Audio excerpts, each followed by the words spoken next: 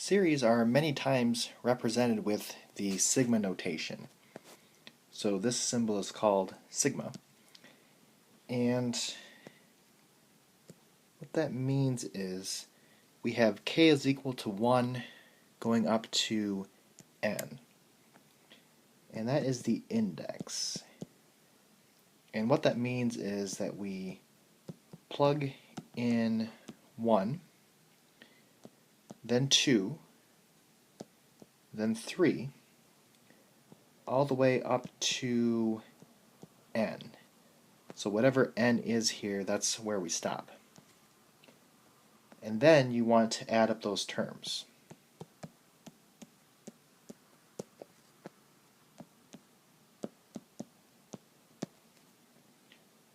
So for number 4, it says write down the terms and find the sum. And our formula is k, and we're starting at k is equal to 1 and working our way up to k is equal to 5. So if you plug in 1, it's just going to be 1. Plus, if you plug in 2, it's just going to be 2. Then you plug in 3, and that'll be 3.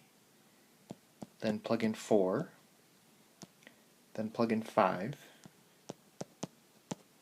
So you're adding up the first 5 terms, and because the formula is just k, it's just the number. So if you add these up, then you should get 15. Looking at number 5, we kind of have a more complicated formula here, but the process is the same. So you start with k is equal to 1 and plug that into the formula, and that will get you 7. Then you move up to k is equal to 2 and plug that into the formula. So if you plug 2 in, you get 9. Then you move up to k is equal to 3 and plug that into the formula, and you get 11. And you should be able to start to see a pattern here. But then if you plug in 4, and that's our last term that we plug in, we get 13. And then you want to add these up. So this is equal to 40.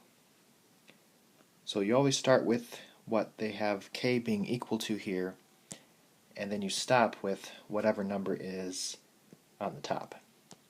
And then you add up those terms.